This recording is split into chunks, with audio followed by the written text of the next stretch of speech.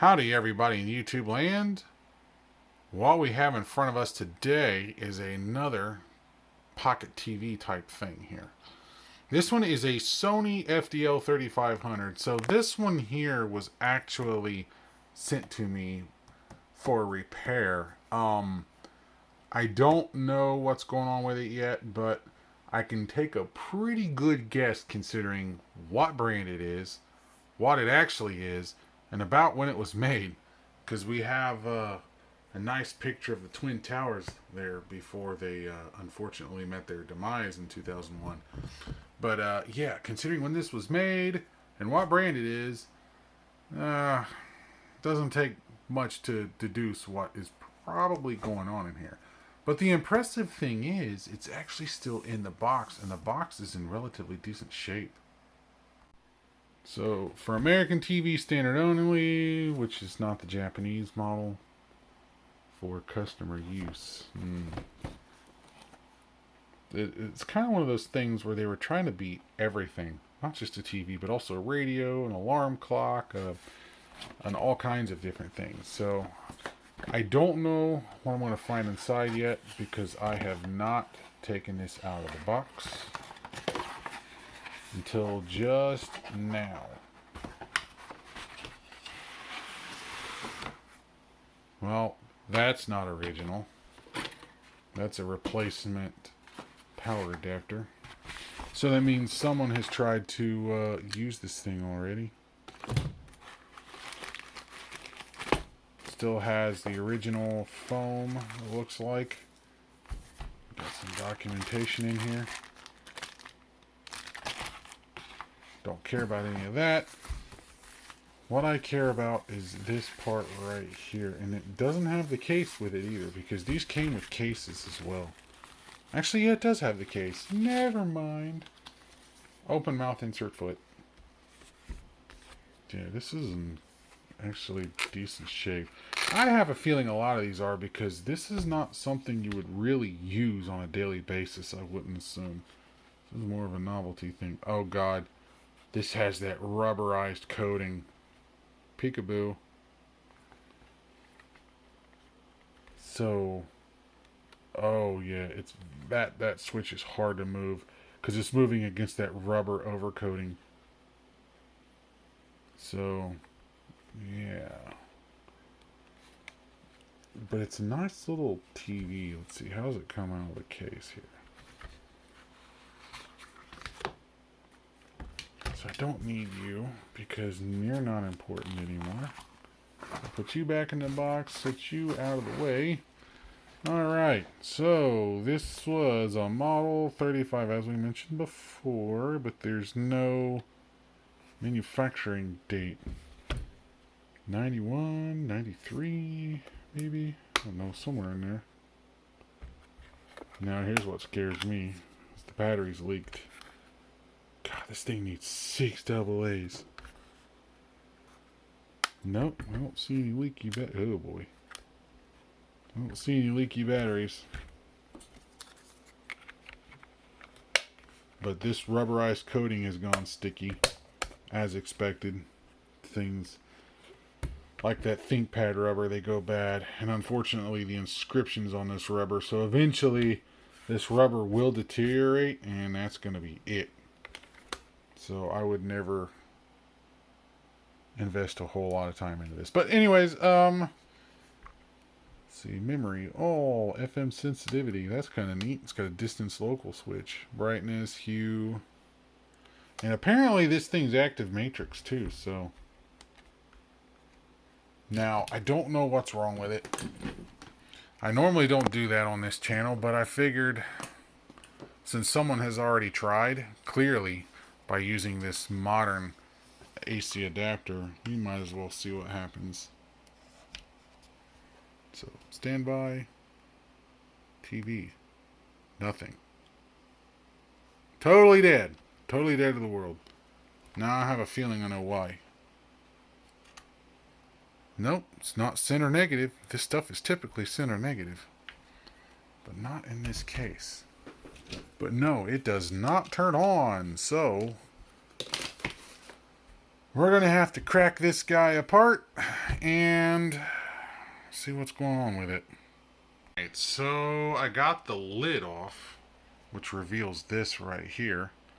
And I can already see some stuff going on. Oh yeah, I can smell that smell. Look down here. See how that's all wet? And you can give us, yeah. You can smell it when you sniff this thing. That's all capacitor goo. Yeah, that's about what I expected, unfortunately. It's kind of a big chungus display, but yep. There's your problem. So this thing needs capacitors. That's all it likely is. But that's going to be a lot of work. Because this thing's all sandwiched together, and I'm not entirely certain exactly how it comes apart yet. That's still to be determined. I just removed the back cover, and you can really see it. Look at that. This is bad. And yeah, it smells like dead fish. So, oh man. What have we got ourselves into today, ladies and gentlemen? Whew. Now that I got the boards out, you can just kind of see how roached this thing is. So, yeah, especially down in here, you can see the corrosion from the cap goo. It's really there. You can kind of see crustiness down there. Although that section's not so bad. It's really centered here. And there's one there. I don't know about anything else. I got to pull the inverter out. Actually, I need to get that front board out somehow. But I'm not certain how that's going to work just quite yet. But it's an issue. So, yeah.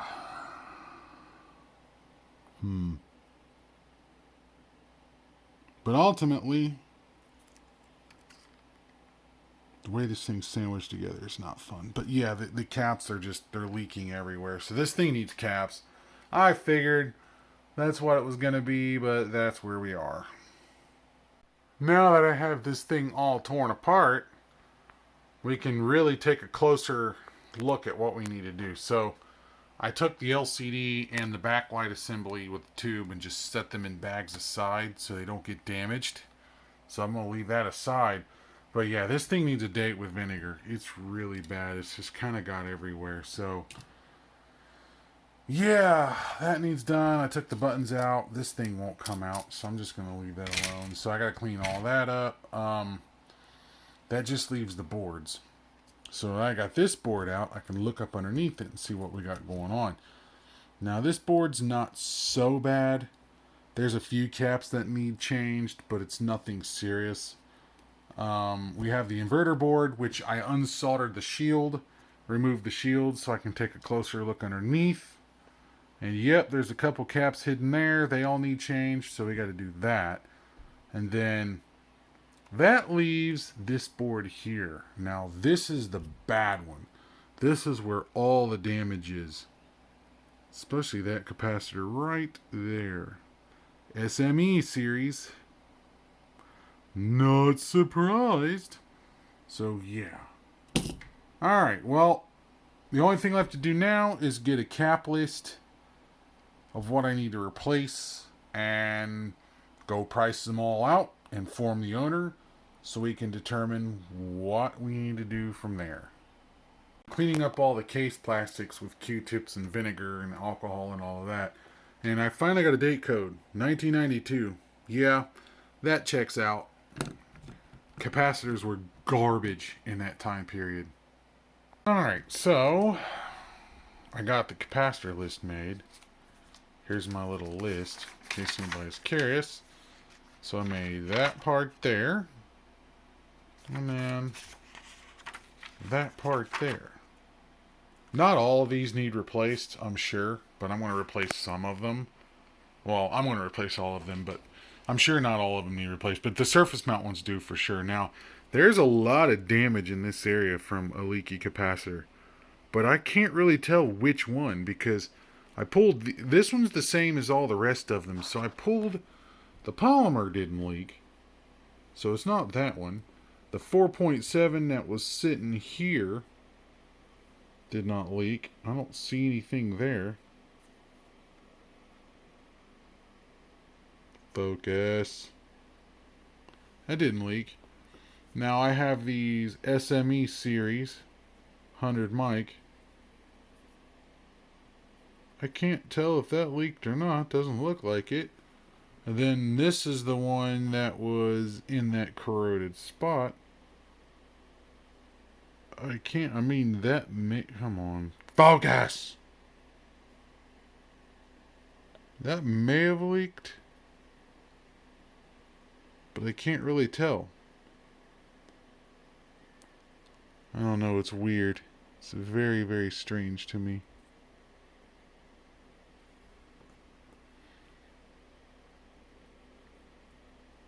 Yeah, I don't know. But there's clearly a lot of damage where it was leaking. And it smelled like fish when I took it out. So I know it's an issue. So yeah. Anyways, all of that's got to be replaced. But I'm going to clean all this up first so I can find out what's been damaged.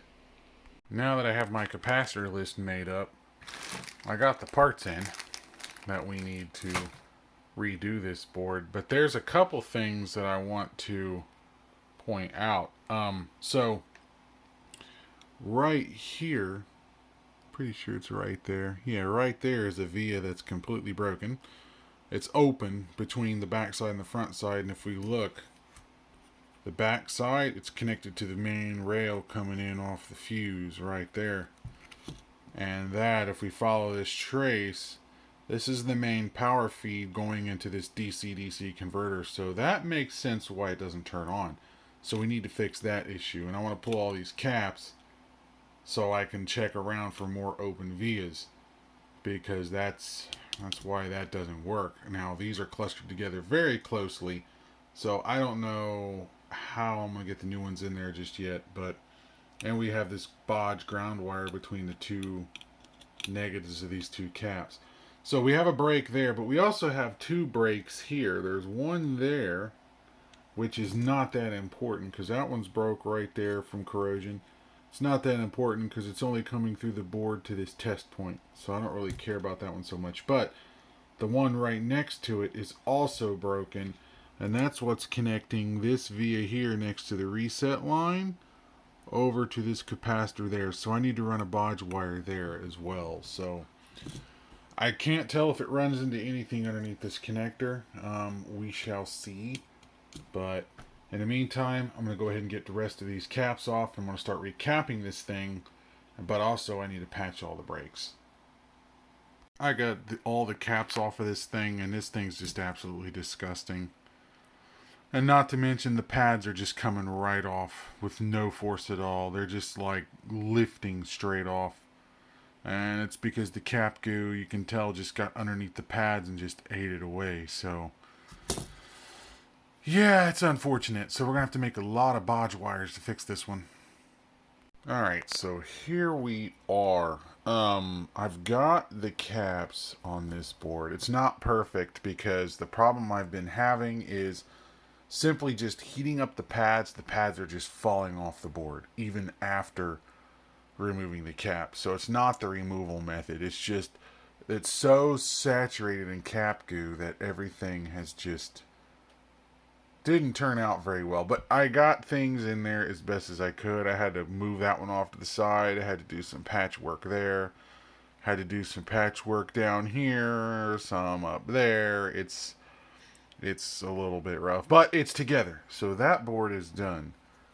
I actually had to do some solder mask down there because this inductor was touching the bare copper, and that's not good because that's a ferrous material. We can't have that. So that's done. I got this board done, and I had to use those little through hole caps as replacements for these little sideways plastic caps here. And of course, when I did a parts order, I forgot these two, but luckily I had them in my stash, so I went ahead and took care of that. So that board's done. And then the inverter board is also done. And because this cap here, as I was soldering it down, the second pad decided to come off the board. It was still connected, but it came off the board, so I had to get a little dab of super glue down there to hold that in place. So it's rough. But anyways, that's what we got. So I got my patch wire there. And then I have the patch wire coming through here for that. It's taken care of. So there we go. Time to put this back together. Before I do, though, I need to get the shield put back on this. That was fun to deal with. So, alright. Hopefully, when I get this thing back together, it's going to work just fine. Now, before I can put it back together, though, I want to get some deoxit onto those switches and potentiometers and stuff and just make sure that they're going to be okay.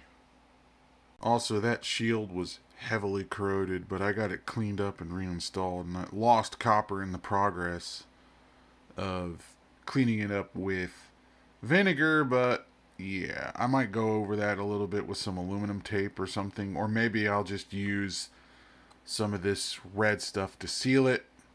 We'll have to see, but for now, that's what I've got. This is definitely an interesting design because these bulbs, CCFL bulbs, are press fit. There's a pin that comes down and it just presses into these springs, and then there's like a plastic spacer that sits behind these that holds the bulb in place on both sides. Now on this tube there's a ground strip on the very bottom of the tube, and that goes over on this side, so keep that in mind. And then you just go right back in your hole. And that's it. Now we got to put the diffusing film back on top and put the LCD on top, and we're good there. Alright. We are back together for the most part.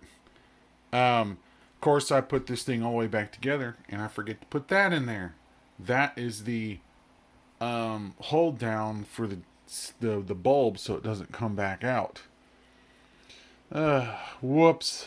Anyways, let's find out if this thing works before I take it all the way back apart again, because I might have to take it all the way back apart again anyways, right? So, alright, let's see, memory, local distance switch, power. Alright, does it work? Standby. Oh, it's got power.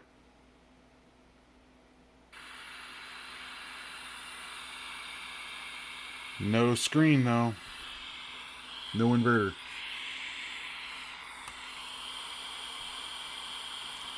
Well,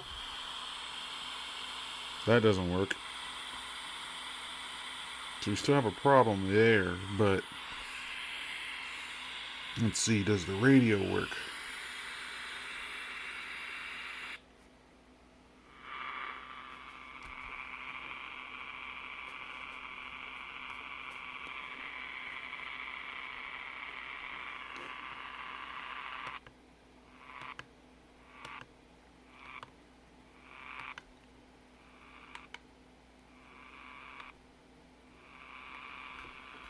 I don't know if the radio will actually work.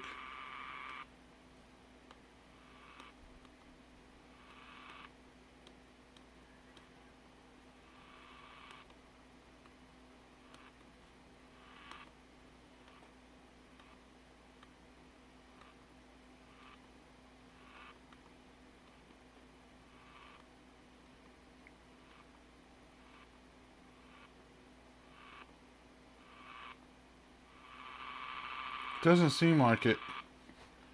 But then again, there are no AM stations in this area besides like 2 or 3.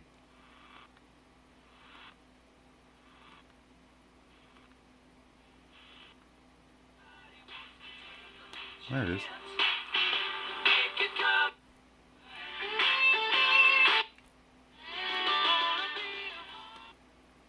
So that works. Does FM work?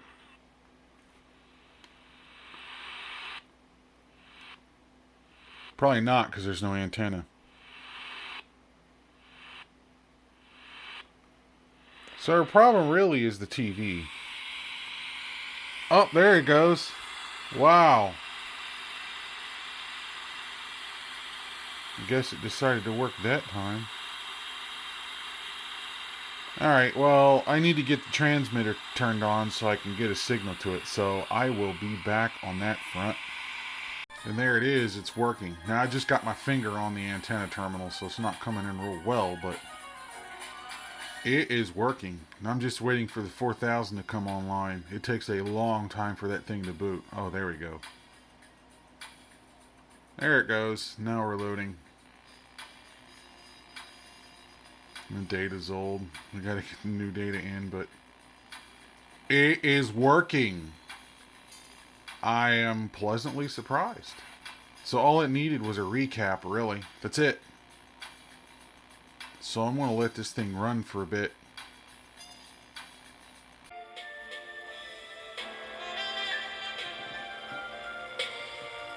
I'm currently upstairs in my bedroom right now. And it's working fine. Although this thing, I can't get it on camera now, but this thing had an insane oscillation to it.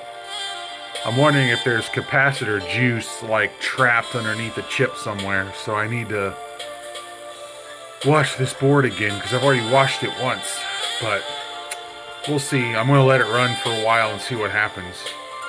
As we were leaving their offices, still going pretty good, actually. So we had to come back outside again. Of course, all of this is happening at the same time we're having another unprecedented tornado outbreak. National Weather Center building here on the Not to mention the anniversary of 2011. For some rotation. In fact, looking at the radar, yesterday a lot of the thunderstorms that are was going severe, insane. even in Major and Blaine County in Oklahoma, they're showing some broad rotation. So this is very early in the... Alright, so this thing's been on for a little while now, and I've not had any more issues with it. It's a dangerous day ahead for you guys out there in the Midwest. Yesterday and today has been an unprecedented tornado outbreak, and I just feel so bad, and my heart goes out to all of you that are affected by these tornadoes. So stay safe out there, guys. Seriously. So this thing's working perfectly fine now. So kudos goes out there to Master Welsh, who had sent this in for repair. And it's all fixed and ready to go. So it's going to go back to its original owner, Master Welch. And we're going to wrap this video up now. This plastic piece, unfortunately, was broken, which is why it wasn't fitting in there. So I'm just going to leave it. It's not really necessary. I'll just send it back with all the original parts. It can always be put on when it needs to be. So, yes. Anyways, there we go. So I think as a outro to this video, I'm going to go ahead and run an LF. And there we go. Everything seems to be working fine. And we're not having any more problems for now. Anyways, if you enjoyed this video, don't forget to hit the like and subscribe and all of that fun stuff. If you have a comment, please feel free to leave one. Until next time, guys, thank you for watching.